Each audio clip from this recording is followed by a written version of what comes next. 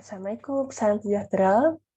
Okey, mari kita teruskan dengan sesi pembelajaran kita pada hari ini. Seperti kamu sedia maklum, kita telah pun masuk tajuk lukisan berskala pada sesi lepas dan cikgu telah pun terangkan kepada awak apa itu lukisan berskala dan bagaimana caranya untuk kita aplikasikan lukisan berskala dalam kehidupan seharian. Baiklah, sebelum kita mulakan, mari kita tengok bahan yang cikgu sediakan untuk kelas hari ini. Okey, hari ini merupakan sesi yang sangat penting untuk kita kuasai topik ni kerana hari ini kita akan belajar mengenai cara untuk kita mentafsir skala suatu lukisan berskala. Okey, daripada tajuk lukisan berskala tu sendiri pun telah mention skala kan, jadinya skala ni sangat pentinglah untuk kita kuasai tajuk ini. So, sebelum tu cikgu nak ingatkan kepada awak untuk buka buku teks pada muka surat 80.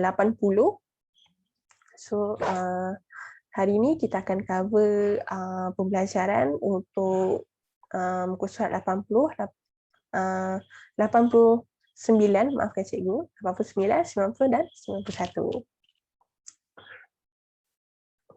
Okey, sebelum kita mula, cikgu nak kenalkan kepada awak dua terma yang sangat penting untuk awak tahulah sepanjang tajuk ni. So dalam tajuk ni kita banyak gunakan dua terma ni lah. Yang pertama ialah objek. Okey, apa itu objek? Objek ni kita boleh cikgu boleh terangkan, cikgu boleh bagi tahu awak adalah ianya merupakan satu gambaran sebenar atau dalam erti kata lain objek ni kita akan gunakan sebagai rujukan untuk kita buat lukisan berskala. Maksudnya biasanya objek ni adalah gambaran yang akan diberikan kepada awak dan melalui objek ni awak akan buat rujukan untuk buat lukisan berskala.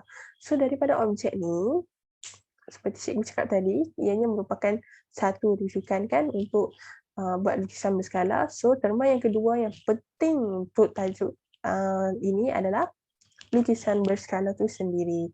So dekat sini, cikgu nak awak perhatikan betul-betul dan apa yang awak dapat lihat dan awak kongsikan apabila awak bandingkan antara lukisan berskala dan objek ni. Okay, siapa-siapa yang berani atau siapa-siapa nak jawab? Okey, awak. Okey, betul. Dekat lukisan berskala, dalam lukisan berskala ni terdapat banyak variasi. Tadi kawan awak cakap saiznya tak sama. Okey, betul. Banyak variasi dari segi saiznya. Dalam lukisan berskala kalau kita tengok dalam gambar yang pertama menunjukkan lukisan berskala ini lebih kecil daripada objek. Okey, gambar yang kedua, gambar lukisan berskala ni lebih sama saiznya dengan objek. Dan yang ketiga ialah gambar lukisan berskala lebih besar daripada objek. So dekat sini, okey, boleh faham setakat ni?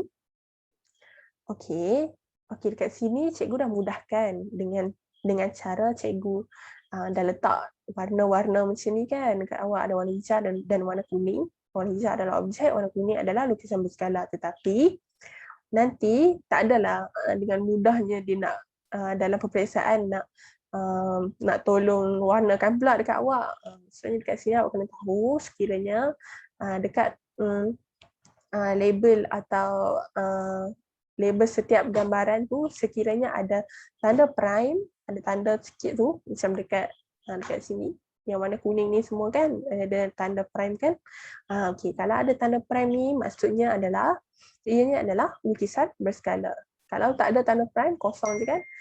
P ni maksudnya ianya adalah objek. Okey, boleh faham setakat ni? Okey, bagus, alhamdulillah. Okey. Okey, kita masuk ke sesi yang seterusnya, iaitu bagaimana untuk mentafsir skala suatu lukisan berskala. Maksudnya di sini sekiranya awak diberikan awak diberikan skala, macam mana awak nak tafsir skala tu? Okey, yang pertama kita lihat apa itu rumusan bagi skala. Skala ni boleh didefinisikan sebagai ukuran lukisan berskala dibahagikan dengan ukuran objek.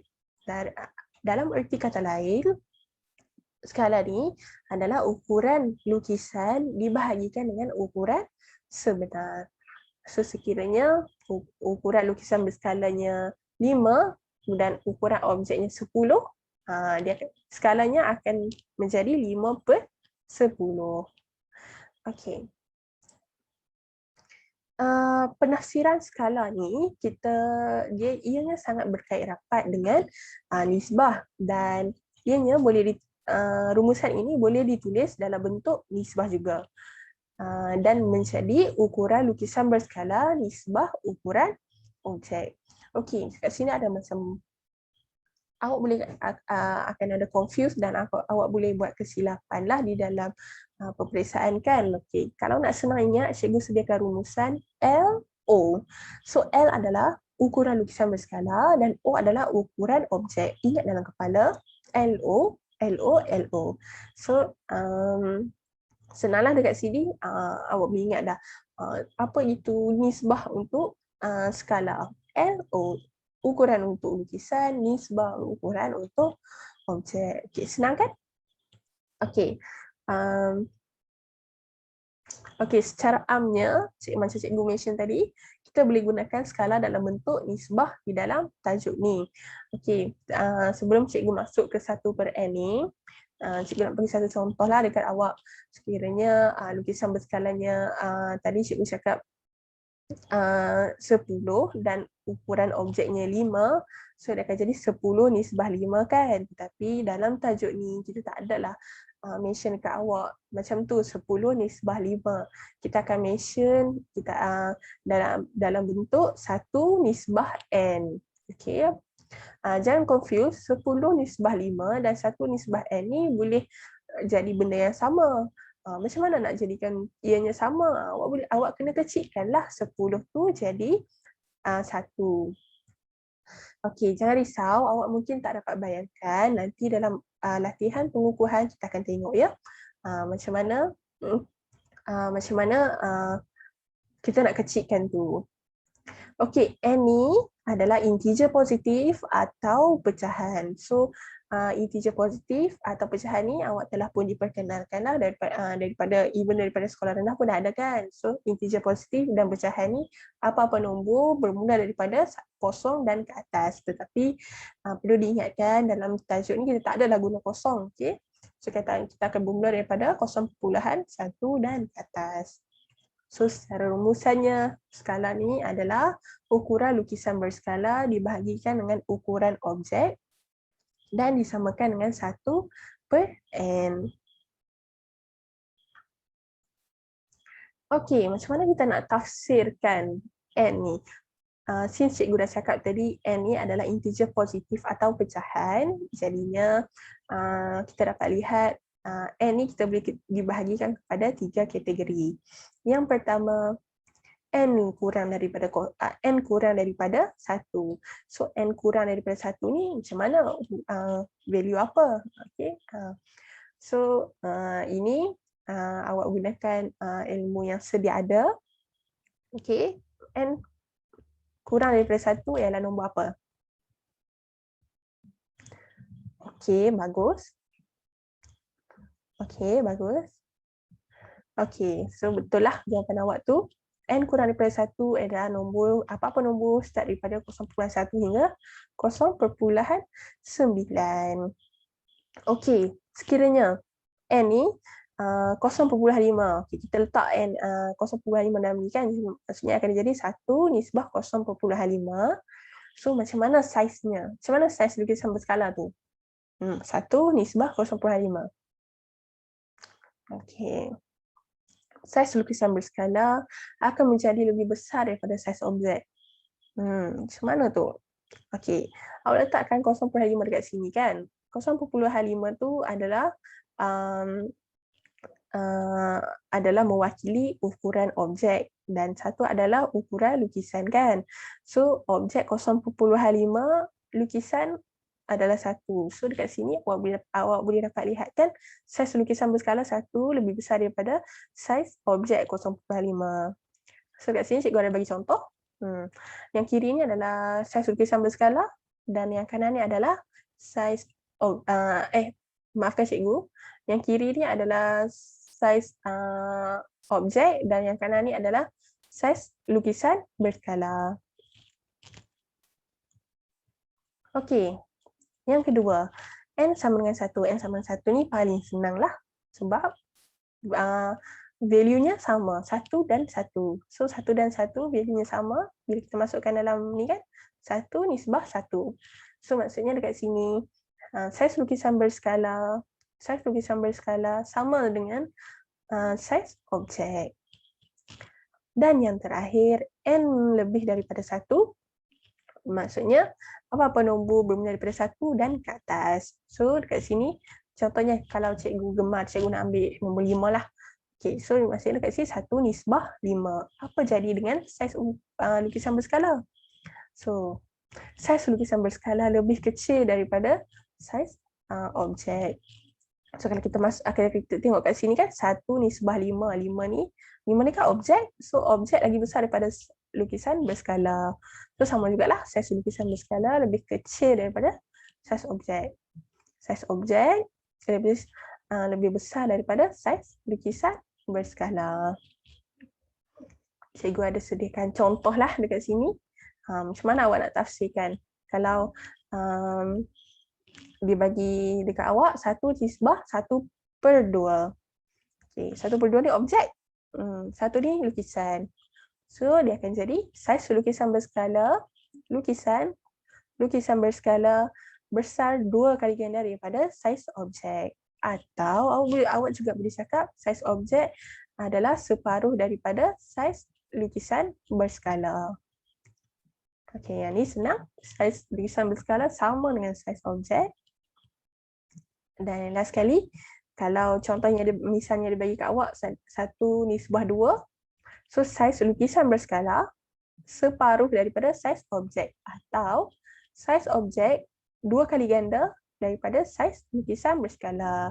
So tak susah pun, awak perlu ingat ni je, LO dia takkan tertukar. Awak takkan tertukar. Daripada sini awak boleh nilai sendirilah yang mana yang lagi besar.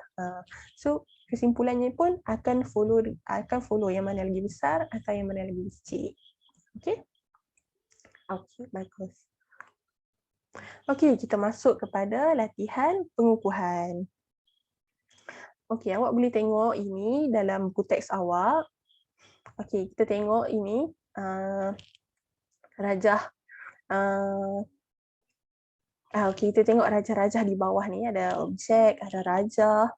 Rajah 1, rajah 2, rajah 3, rajah 4 dan rajah 5. Okey, yang pertama, ukuran untuk panjang PQ. PQ, lukisan berskala kan ada ni kan, tanda ni PQ, ada 12. So ini 1, 2, 3, 4, 5, 6, 7, 8, 9, 10, 11, 12. Dan PR adalah 24. Okey, kita tengok objek pula. Objek panjangnya PQ 1, 2, 3, 4 dan panjang PR adalah 8. 1, 2, 3, 4, 5, 6, 7, 8. Okey. Kita dah cari ukurannya kan. Tadi kita dah belajar tadi ukuran skala apa? Ukuran lukisan berskala nisbah ukuran objek. So, awak boleh letak sini 12, sini 4 dan sini 24. Sini 24 LO kan ni. LO. So sini L lukisan dan ini objek. Okey. Ini yang penting tadi tu. Cikgu cakap macam mana kita nak jadikan daripada 10/5 dia akan jadi 1 kat depan, 1 nisbah N. Sama jugalah macam ni. Daripada 12/4 kita jadikan dalam 1 nisbah 1/3. Macam mana? Okey, akan ada operasi dalam pecahan. Okey, ni cikgu sedia maklum awak telah pun belajar kan? Okey, ini dalam arti kata mudahnya kita kecil-kecilkan. Kecilkan yang depan ni 12 ni jadi 1. Itu target kita.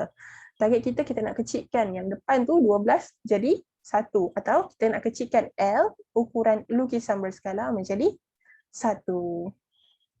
Okey. Okey, macam mana nak buat daripada 12 jadi 1? Haruslah 12 tu apa-apa nombor kita bahagikan dengan diri dia mestilah akan dapat 1. Okey, kalau sebelah sini kita bahagi dengan 12, sini pun kita kena bahagi dengan 12. So dapatlah 1/3. Okey, itu sahaja pembelajaran pada untuk hari ini. Dan cikgu ada sediakan jawapanlah untuk awak supaya awak boleh rujuk untuk buat latihan yang seterusnya bagi darjah 2, 3, 4 dan 5. Itu saja. Terima kasih.